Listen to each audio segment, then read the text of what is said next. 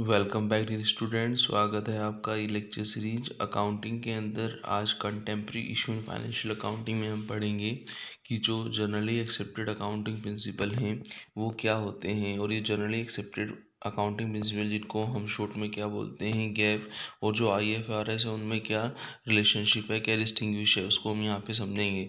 तो जैसा कि आप देख रहे होंगे कि जो जनरली एक्सेप्टेड अकाउंटिंग प्रिंसिपल है वो क्या है, आपका सेट ऑफ गाइडलाइन है जो सेट बाय किसके द्वारा है, FASB का मतलब है financial accounting standard board. Financial accounting standard board जो है आपका with reference to US GAAP, US United State generally accepted accounting principle हैं, और जो US की जो मोस्ट कंपनी है वो इनको क्या करती हैं, फॉलो करती हैं। तो यहाँ पे हम सबसे पहले समझेंगे कि जो IFRS है वो होता क्या है। जैसे कि IFRS की फुल फॉर्म जो है वो क्या है, इंटरनेशनल फाइनेंशियल रिपोर्टिंग स्टैंडर्ड। जैसा कि नेम से क्लियर हो रहा है कि ये रिपोर्टिंग स्टैंडर्ड है फाइनेंशियल अकाउंटिंग के फील्ड में, और ये जो एक्सेप्टेड है ग्लोबली एक्सेप्टेड है। इसलिए हम इसको क्या बोलते हैं, आपने देखा होगा यहाँ पे जब हमने लेक्चर की शुरुआत की थी तो यहाँ पे लिखा हुआ था ग्लोबल फाइनेंशियल रिपोर्टिंग, इसलिए हम इसको क्या बोलते हैं, ग्लोबल फाइनेंशियल रिपोर्टिंग भी बोलते हैं। यहाँ पे आप देखें तो जो आपका जनरली एक्सेप्टेड अकाउंटिंग प्रिंसिपल है और जो आपका इंटरनेशनल फाइनेंशियल रिपोर्टिंग स्टैंडर्ड है वो कुछ यहाँ पे आपको डिफरेंस क्लियर करता है। The key difference between generally accepted accounting principal versus आपका इंटरनेशनल फाइनेंशियल रिपोर्टिंग स्टैंडर्ड। तो क्या वो डिफरेंस है उसकी यदि हम बात करें तो ऑन द बेसिस ऑफ, यदि हम देखें बैलेंस शीट, जब हम बैलेंस शीट बनाते तो आपको याद हो बैलेंस शीट बनाने के दो मेथड होते थे। एक तो क्या था, लिक्विड मेथड था, और दूसरा क्या था आपका परमानेंट मेथड था।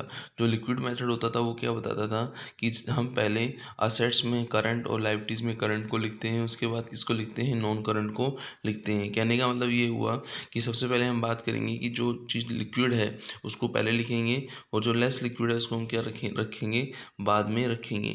अदर हैंड यदि हम बात करते हैं जो IFRS है, IFRS क्या बात करता था, IFRS ये बताता था कि जो हम बैलेंस शीट बनाते थे तो बैलेंस शीट बनाते समय हम क्या करेंगे, नॉन करंट असेट्स में और नॉन करंट लायबिलिटीज़ में, जैसे इनको हम पहले रखेंगे। जैसे मान लीजिए हम असेट साइड लिख रहे हैं तो नॉन करंट असेट्स फिर करंट असेट्स, फिर हम लायबिलिटी साइड लिख रहे हैं तो कैपिटल नॉन करंट लायबिलिटीज़ फिर आपकी करंट लायबिलिटीज़। तो ये सीक्वेंस जो है बैलेंस शीट की जो थी किससे थी, आपकी IFRS के अकॉर्डिंग थी। और आप देख रहे होंगे कि इंडिया के अंदर भी हम इन दोनों मेथड को ही फॉलो करते हैं बैलेंस शीट बनाते समय। अब हम बात करेंगे कैश फ्लो स्टेटमेंट।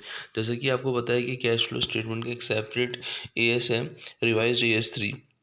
फिर भी यहाँ पे हम देख लेते हैं जो डिफरेंस है एक्टिविटी के बेस में। जैसे कि आपको याद हो तो जब हम कैश फ्लो बनाते थे तो आपकी ऑपरेटिंग एक्टिविटी, इन्वेस्टिंग एक्टिविटीज़ और फाइनेंसिंग एक्टिविटीज़ आ रही थी।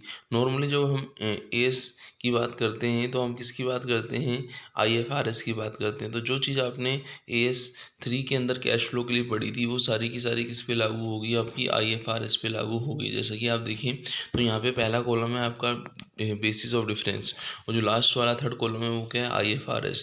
आप इन्हें रिलेट करेंगे तो आप सेम पाएंगे जो हमने कैश फ्लो के अंदर पढ़ा था। जैसे कि आप देखिए इंटरेस्ट पेड है, तो इंटरेस्ट पेड को हम दो जगह शो करते थे, आपको याद हो।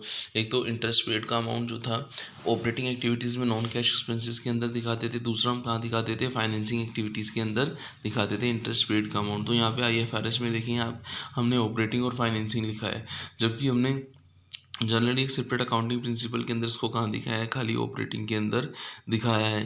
कहने का मतलब ये हुआ कि जहाँ हम IFRS में उस चीज़ को टू एडजस्टमेंट्स में दिखाते थे वहाँ यहाँ पे सिंगल एडजस्टमेंट में ही दिखाते हैं। ऐसे डिविडेंड की बात करें, सेम डिविडेंड के केस में भी होता था, डिविडेंड को हम वहाँ पे किस में दिखाते थे, IFRS के केस में यदि हम बात करें तो वही ऑपरेटिंग एक्टिविटीज़ में नॉन कैश एक्सपेंसेस दिखाते थे और फाइनेंसिंग एक्टिविटी में कैश आउटफ्लो की फॉर्म में दिखाते थे। यहाँ पे हमने खाली किस में दिखाया है, डिविडेंड को खाली फाइनेंसिंग एक्टिविटी के अंदर दिखाया है। फिर हम बात करेंगे इंटरेस्ट रिसीव्ड की।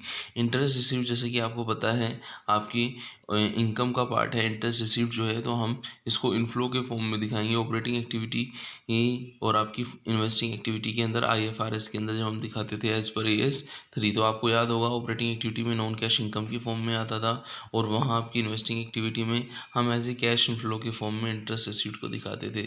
जनरली एक्सेप्टेड अकाउंटिंग प्रिंसिपल के अकॉर्डिंग हम इसे किस में दिखाएंगे, खाली ऑपरेटिंग एक्टिविटी के अंदर दिखाएंगे। फिर हम बात करते हैं डिविडेंड रिसीव्ड की। डिविडेंड रिसीव्ड की यदि हम बात करें तो डिविडेंड रिसीव्ड को जब हम AS3 रिवाइज के अकॉर्डिंग बनाते थे तो डिविडेंड रिसीव्ड को हम ऑपरेटिंग एक्टिविटीज़ में आपको नॉन कैश इनकम की फॉर्म में, और फिर आपकी इन्वेस्टिंग एक्टिविटीज़ में क्या दिखाते थे, हम कैश इनफ्लो की फॉर्म में दिखाते थे।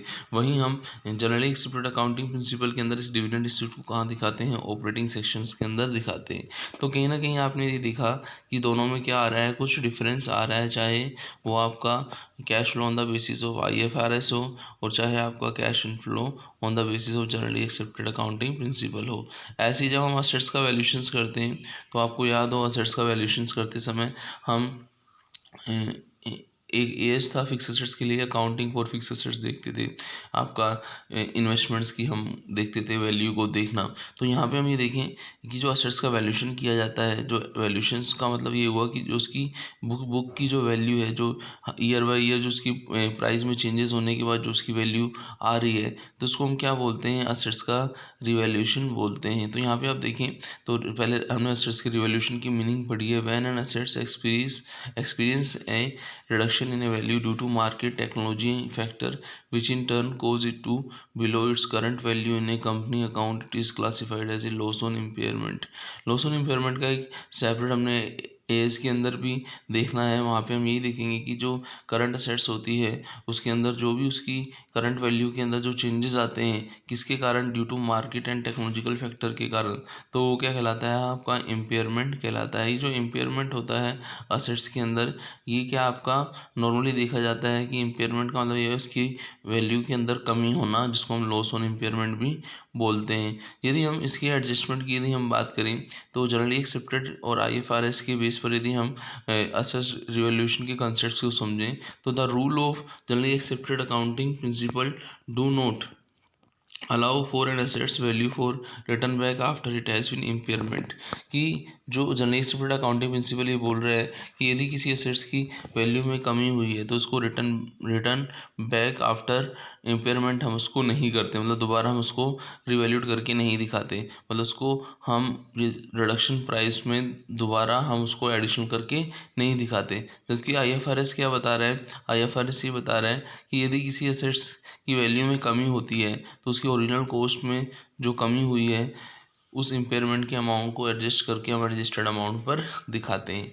तो ये हमने किसके बेस पर पढ़ा, एसेट्स वैल्यूशन के बेस पर पढ़ा। इससे पहले हमने पढ़ा था कि जो अपना कैश फ्लो स्टेटमेंट था और जो बैलेंस शीट थी वो कैसे बनती है। अब हम बात करेंगे जो नेक्स्ट जो आपका है वो क्या है, इन्वेंट्री वैल्यूशंस का। जैसे कि आपको याद हो, इन्वेंट्री वैल्यूशंस का एक separate valuation of inventory as था। वहाँ पे हम असेट्स की या इन्वेंट्री की नेचर के बेस पर उसको अलग अलग मेथड से हम देखते थे। पहला आता था first in first out. First in first out method ये बताता था कि हम ये एज्यूम कर रहे हैं कि जो फर्स्ट आइटम जो है, जो ओल्डेस्ट आइटम है, उसको हम पहले सेल करेंगे, उसको हम सेल आउट फर्स्ट करेंगे, तो उसको हम क्या बोलते हैं, फर्स्ट इन फर्स्ट आउट। और फिर आता है आपका last in first out. Last in first out ये बताता है कि जो अपना लास्ट आइटम अराइव हुआ है, जो लेटेस्ट आइटम है, न्यूएस्ट आइटम है, उसको हम क्या करेंगे, इशू करेंगे, तो वो क्या कहलाता है आपका लास्ट इन फर्स्ट आउट, जिसको हम क्या बोलते हैं, लिफो बोलते हैं। फिर हम बात करेंगे weighted average. Weighted average method क्या रहता है, जब हम असेट्स के पहले आने या फिर लेट में आने को नहीं देखते, हम किस बेस पर देखते हैं, उसके असेट्स के प्राइस के बेस पर देखते हैं, और प्राइस को हम क्वांटिटी से एडजस्ट करके निकालते हैं, तो वो क्या कहलाता है, आपका वेटेड एवरेज कहलाता है। तो ये जो हम यहाँ पे इन्वेंट्री की जो 3 मेथड पढ़ रहे हैं, चाहे फीफो हो, चाहे आपका लीफो हो, चाहे आपका वेटेड एवरेज हो, तो ये किस में हेल्प करता है, हमें असेट्स के इन्वेंट्री के वैल्यूशन में क्या करता है, हेल्प करता है। आपने देखा कि जो जनरली एक्सेप्टेड अकाउंटिंग प्रिंसिपल है वो क्या बात करते हैं, जैसे आपने तीनों मेथड्स के अंदर देखा, in the US under generally accepted accounting principle all this approaches to inventory valuation are permitted. की हम गैप के अंदर इन सबको क्या करते हैं, परमिट करते हैं। While in IFRS allow for the FIFO and weighted average method to be use but not LIFO. जबकि आपका IFRS है वो क्या बता रहा है आपका कि हम किसको लेंगे, फीफो और वेटेड एवरेज को लेंगे, हम लीफो को नहीं लेंगे। अब यहाँ पे जो इन्वेंट्री वैल्यूशन के बेसिस पर हमने समझा कि जो आपका गैप है वो तो तीनों फीफो, लीफो और वेटेड एवरेज को ले रहा है, लेकिन जो आपका IFRS है वो खाली किसको ले रहा है, वो फीफो और वेटेड एवरेज को ले रहा है, वो लीफो को नहीं ले रहा है। तो यहाँ पे हमने 4 बेसिस को समझ लिया है। अब हम देखेंगे कि इंडिया के अंदर जो अपने अकाउंटिंग स्टैंडर्ड हैं, जिसको हम क्या बोलते हैं, अकाउंटिंग स्टैंडर्ड बोर्ड, जिसको इंडिया के अंदर रेगुलेट करता है, ASB जिसको हम बोलते हैं, जो इंस्टीट्यूट ऑफ चार्टर्ड अकाउंटेंट क्या करता है, AS को क्या करता है, फॉर्मुलेट करता है, जिसका ASB बोर्ड क्या करता है, इंस्टीट्यूट ऑफ चार्टर्ड अकाउंटेंट का अकाउंटिंग स्टैंडर्ड बोर्ड क्या करता है, AS को बनाता है। तो हम यहाँ पे देखें वो AS कौन कौन से हैं। तो आप देखें यहाँ पे हमने लिस्ट लिखी है, लिस्ट ऑफ अकाउंटिंग स्टैंडर्ड और कॉरस्पॉन्डिंग IFRS। जो आपका इंडियन अकाउंटिंग स्टैंडर्ड है और IFRS है वो सेम थिंग है। तो हम देखें तो यहाँ पे हमने कॉरस्पॉन्डिंग IAS और IFRS लिखा है अकाउंटिंग स्टैंडर्ड के सामने। तो डिस्क्लोजर ऑफ अकाउंटिंग पॉलिसीज जो था आपका AS1 था। अब उसके प्लेस पे हमने 1 किसको कर दिया है, IFRS के अंदर IAS बोले आप, तो हमने प्रेजेंटेशन ऑफ फाइनेंशियल स्टेटमेंट को कर दिया है। सेकंड क्या था आपका AS2 क्या था, इन्वेंट्री वैल्यूशंस। ऐसे हमने IAS1 के अंदर इन्वेंट्री का वैल्यूशन पढ़ा है।